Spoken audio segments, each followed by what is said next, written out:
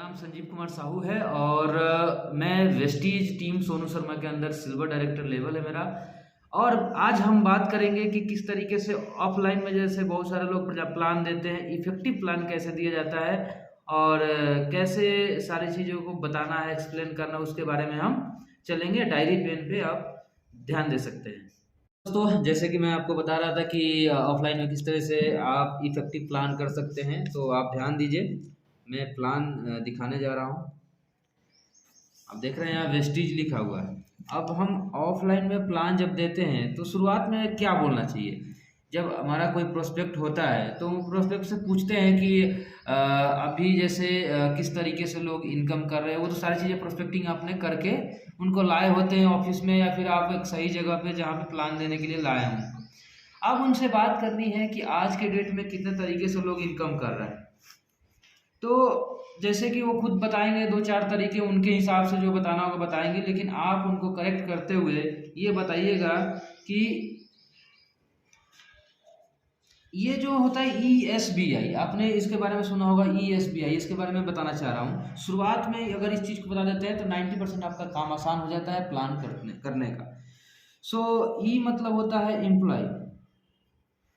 Employ मतलब होता है जो नौकरी पेशा लोग हैं। कोई भी काम हम करते हैं जहाँ फैक्ट्री में या फिर किसी भी चीज़ में, मान लो कोई बैंक एम्प्लॉय है, कोई रेलवे में काम कर रहा है, सब एम्प्लॉय कैटेगरी में आते हैं। दूसरा क्या है? Self employ. सेल्फ एम्प्लॉय मतलब होता है जो दुकानदार है। दुकानदार मतलब आप सोच सकते हैं कि अगर कोई दुकान करके बैठा हुआ है, किसी भी चीज़ की दुकान है, कोई कंसल्टेंसी लेके बैठा हुआ है, वो सेल्फ एम्प्लॉय में काम कर रहा है। तीसरा जो होता है वो है बिजनेसमैन। अब बिजनेसमैन में जैसे कि बड़े बड़े बिजनेसमैन, जैसे आपने टाटा जी के नाम सुना होगा, रतन टाटा, अंबानी जी, आज के डेट में अदानी जी बहुत फेमस हो रहा है, अदानी। ये सब बड़े बड़े बिजनेसमैन हैं। अब ये चौथा कैटेगरी क्या है? ये है आई मतलब होता है इन्वेस्टर। इन्वेस्टर मतलब मान के चलिए कि बड़े बड़े जो जिनके पास पैसे करोड़ों अरबों रुपए होते हैं, वो किसी चीज़ में इन्वेस्ट करते हैं करोड़ों अरबों रुपए में। तो उनके पास तो अरबों खरबों रुपए है, बहुत ज़्यादा पैसे हैं, तो वो इन्वेस्टर कैटेगरी में आते हैं। अब देखने की ज़रूरत ये है कि आज मैक्सिमम लोग 95% लोग इस कैटेगरी में आते हैं। आप उनसे पूछना है, जो प्रोस्पेक्ट है उनसे पूछ सकते हैं कि आज के डेट में आपके इर्द गिर्द, आपके आस पड़ोस में कितने ऐसे लोग हैं जो इस कैटेगरी में हैं, ए कैटेगरी में, और कितने लोग हैं जो बी कैटेगरी में हैं। आपको वो खुद बताएंगे कि 5% लोग हैं बी कैटेगरी में और 95% ए कैटेगरी में लोग हैं। अब दुर्भाग्य की बात क्या है कि हर इंसान पैसे कमाना चाहता है, हर चीज़ पैसे से होता है। तो बता दूं कि 95% पैसे ये बी कैटेगरी में है। जो है 95% मनी बी कैटेगरी में है और केवल 5% पैसे मनी है वो ए कैटेगरी में है। तो आपके हिसाब से और हर इंसान के जहन में चीज़ आती है कि मेरे को बी कैटेगरी में आना है। अब बी कैटेगरी में आने के लिए क्या क्या करना पड़ता है, क्या चैलेंज होती हैं, तो उसके लिए मैं बताना चाहूँगा कि कुछ 4 चैलेंज आते हैं। पहला ये है कि हमको मनी चाहिए ज़्यादा, कैपिटल जिसे बोलते हैं। कैपिटल इन्वेस्ट करने के लिए लाखों करोड़ रुपए चाहिए। दूसरा है एक रिस्क भी होता है, कितने पैसे लगाने के बाद वो बिजनेस होता है, हो पाएगा कि नहीं, किसी कारण बस चलेगा कि नहीं चला। और बता दूं 95% चीज़ें, 99% जब कोई स्टार्टअप बंद होता है तो उसका मेन वजह होता है पैसे, और उनका रिस्क नहीं ले पाता, जिस कारण आगे इन्वेस्ट नहीं चल पाता। हर इंसान आपके साथ जुड़ना, काम नहीं करना चाहता, जिसके कारण यहाँ पे रिस्क फैक्टर आ जाता है। पहला है पैसे। तीसरा प्रॉब्लम वो आता है कि यार human resource, HR। Human resource मतलब आपके साथ इन्वेस्ट करने के लिए कितने लोग तैयार हैं। अगर हम बड़ी ये चीज़ ए कैटेगरी से बी कैटेगरी आने की बात कर रहा हूँ।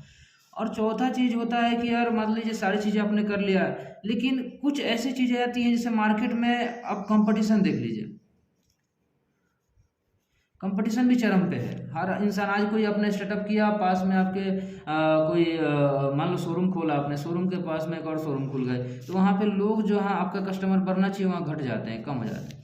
तो ये सब बता सकते हैं प्रोस्पेक्टिव की 4-5 चीज़ें आती हैं जिस कारण ए कैटेगरी से बी कैटेगरी में नहीं आ पाता। अच्छा, उसके बावजूद भी इंसान सोचता है कि मैं यहाँ पे आने के लिए कुछ और रास्ता निकल जाए जहाँ बिना इतना इन्वेस्टमेंट के, बिना रिस्क लिए, बिना कोई ह्यूमन रिसोर्स के, इंफ्रास्ट्रक्चर के कोई कंपटीशन ना हो और हम आगे बढ़ जाएं।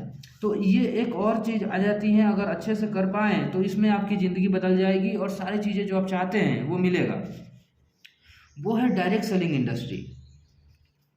डायरेक्ट सेलिंग इंडस्ट्री है क्या?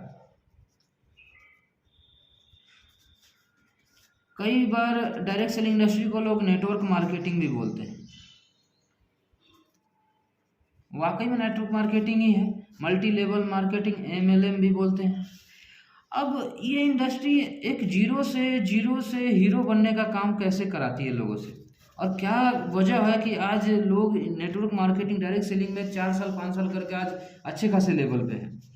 सबसे बड़ी चीज़ है कि यहाँ पे आपको ज़्यादा मतलब कैपिटल की ज़्यादा ज़रूरत नहीं पड़ती। जैसे कि मान लीजिए कि लाखों करोड़ों रुपए आपको नहीं लगाना है। यहाँ पे क्या करोगे, अपने जो घर के जो घर में लगने वाले सामान हैं, हम सुबह से जब उठते हैं, सुबह से शाम तक के जितने भी सामान हमारे घर में लगता है, जैसे सौंफ हो गए, टूथपेस्ट हो गए, उसके बाद हेयर ऑयल हो गया, ऐसे मतलब मैं तमाम तरीके जो सुबह गुड मॉर्निंग से लेके गुड नाइट तक के जितने प्रोडक्ट लगते हैं। और सबसे बड़ी बात यह है कि इन्हीं सब प्रोडक्ट पे वो बनता है, मतलब नेटवर्क क्रिएट होता है। अब आपसे कोई पूछे कि यार ऐसा कौन सा चीज़ है जिससे हम नेटवर्क बना लें, तो वो है डेली यूज की चीज़ें। और वेस्टीज क्या करती है, वेस्टीज डेली यूज के प्रोडक्ट को मैन्युफैक्चर करती है। और सबसे बड़ी बात कि आपको पैसे क्यों देती है, उसके बारे में मैं 2 मिनट में समझाना चाहूँगा।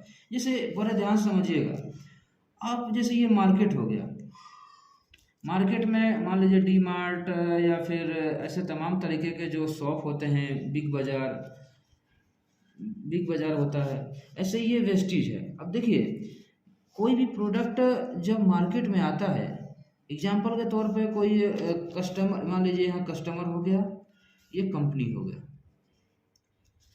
अब कंपनी में कोई प्रोडक्ट एग्जाम्पल के तौर पे 40 रुपये का बना, तो वो मैन्युफैक्चर 40 रुपये में हुआ, लेकिन आपके यहाँ आते आते तक 100 रुपये का हो जाता है। अब यहाँ के 60% पैसे कहाँ जाते हैं, 60% मनी कहाँ पे जाता है, क्वेश्चन होता है। तो देखिए 60% में खर्च कहाँ होते हैं। एक तो आप यहाँ पे देख लें, बड़े पैमाने पे बड़े बड़े सेलिब्रिटी यहाँ पे ऐड करते हैं, एडवर्टीजमेंट में खर्च होता है। उसके बाद होलसेलर है, रिटेलर है, दुकानदार, ऐसे तमाम तरीके के खर्च होते हैं, टैक्स वगैरह, जिसके कारण 60% पैसे इन्हीं लोगों में बढ़ जाता है। और मैं बता दूं, इन लोगों में बंटने का मतलब ये होगा कि अमीर इंसान और अमीर बन रहा है, और गरीब इंसान और गरीब बन रहा है। मतलब यहाँ अगर शाहरुख खान जी को पैसे जा रहा है ऐड करने का लाखों करोड़ रुपया, तो ये और आगे बढ़ रहे हैं। ऐसे देख लीजिए अमिताभ बच्चन जी, ये बड़े बड़े लोग जो सेलिब्रिटी कर रहे हैं, एडवर्टीजमेंट कर रहे हैं, होलसेलर रिटेलर इन लोग खर्च हो। अब देखो वेस्टीज पैसे क्यों देती है, यहाँ पर भी 40 रुपये का कोई प्रोडक्ट मैन्युफैक्चर हुआ, मार्केट में आते आते 100 रुपये का पड़ा कस्टमर को। ठीक है, ये कस्टमर डायरेक्ट कंपनी से जुड़ता है, और क्या हो जाता है, इसके पूरे काउंट होता है, इसके बिजनेस वगैरह, वो उसके बारे में बताऊंगा। अब क्या करना है, यहाँ 60% पैसे कहाँ जा रहा है, यहाँ ये लोग नहीं रहते, यहाँ पे कोई होलसेलर नहीं रहता, कोई रिटेलर नहीं रहता, कोई दुकानदार नहीं रहता, और यहाँ पे ऐड भी नहीं होता। आपने कभी टीवी पे शाहरुख खान, सलमान खान या कोई भी एनी अदर सेलिब्रिटीज को आप वेस्टीज के प्रोडक्ट को विज्ञापन करते हुए नहीं देखा। तो यहाँ जो 60% पैसे है वो यहाँ डिस्ट्रीब्यूटर में बढ़ जाता है। यहाँ जो वेस्टीज के अंदर कोई भी आता है वो डिस्ट्रीब्यूटर बनता है। और बता दूं, मार्केट में सर आप कोई भी सामान खरीदते हैं तो यहाँ पे आप कस्टमर बनते हैं, डिस्ट्रीब्यूटर नहीं बनते। यहाँ पे डिस्ट्रीब्यूटर नहीं बनते हैं, यहाँ डिस्ट्रीब्यूटर बनते हैं। तो क्या होता है, डिस्ट्रीब्यूटर वो होता है जो कंपनी के टर्नओवर से उसको इनकम मिलती है, उसे डिस्ट्रीब्यूटर कहते हैं।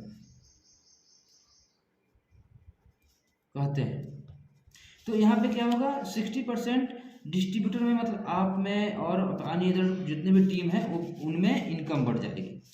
अब देखिए ये भी बता सकते हैं, जैसे आपने स्टार्ट किया, जैसे मान लीजिए यहाँ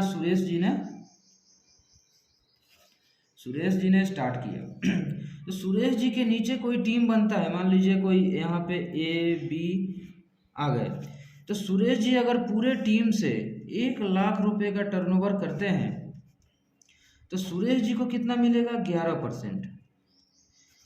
सुरेश जी को 11% मिल रहा है और बाकी अब 60% चूंकि डिस्ट्रीब्यूट होना है, तो अभी कितना बचा? लगभग 59%। अब 59% किसमें बटेगा? ये ए के नीचे भी कोई अगर सी डी ई एफ, इन लोगों को भी इनकम आता है। जब टीम के नीचे भी इनकम आती है तो आपका इनकम प्लस हो जाता है, जिसके कारण आपके टीम में काम होता है और धीरे धीरे आपका काम आसान होने के साथ साथ आपका इनकम ग्रोथ होता है।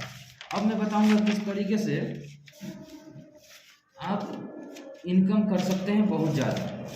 अब देखिए, एक जिसे बोला जाता है कि आपका काम पावर ऑफ डुप्लीकेशन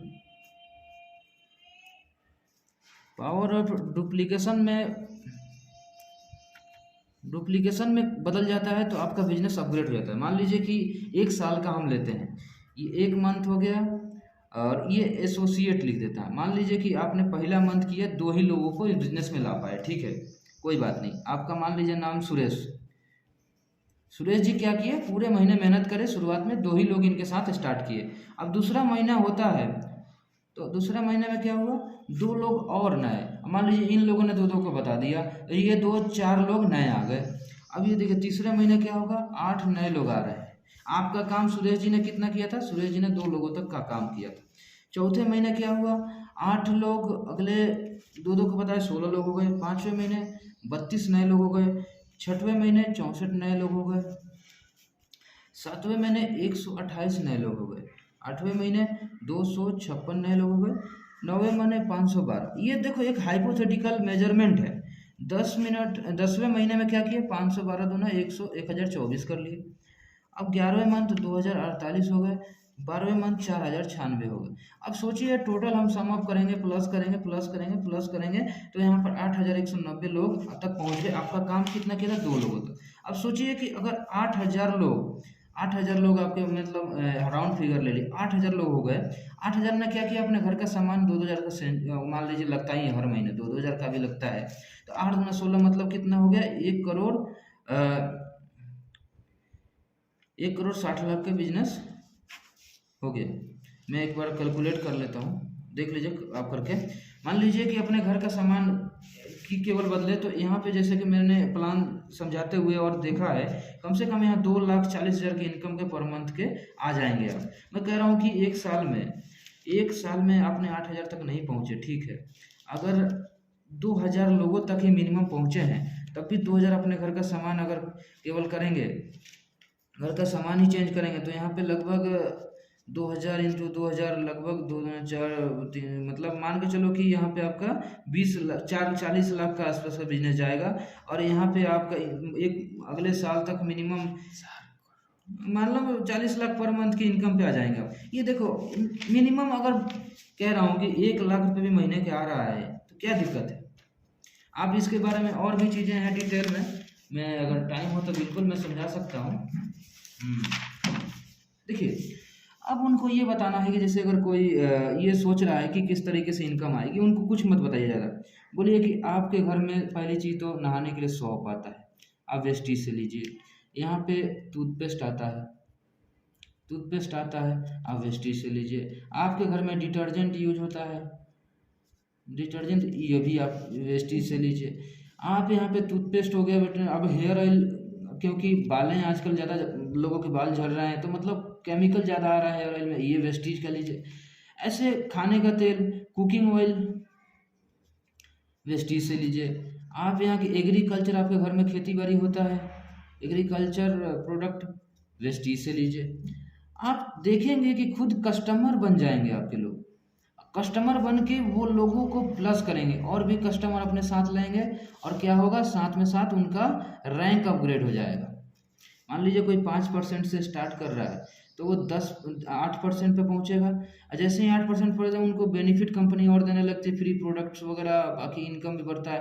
उसके बाद 10% होगा, 10% के बाद जब मेहनत करते हैं तो 11%, और 11% मतलब ब्रॉन्ज डायरेक्टर बन जाएंगे। यहाँ पे क्वालिफाई करना होता है, क्वालिफाई करने के बाद ब्रॉन्ज डायरेक्टर बन जाएंगे।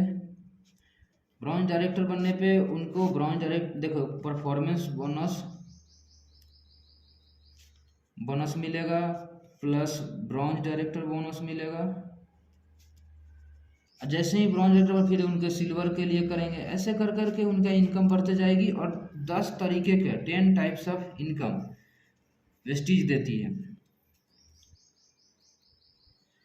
वेस्टीज देती है। अब इसके बारे में हम नेक्स्ट वीडियो में लेके आएंगे, किस तरीके से 10 इनकम, कौन कौन से इनकम होते हैं, किस तरीके से मिलता है, क्या क्वालिफिकेशन होता है। तब तक के थैंक यू सो मच।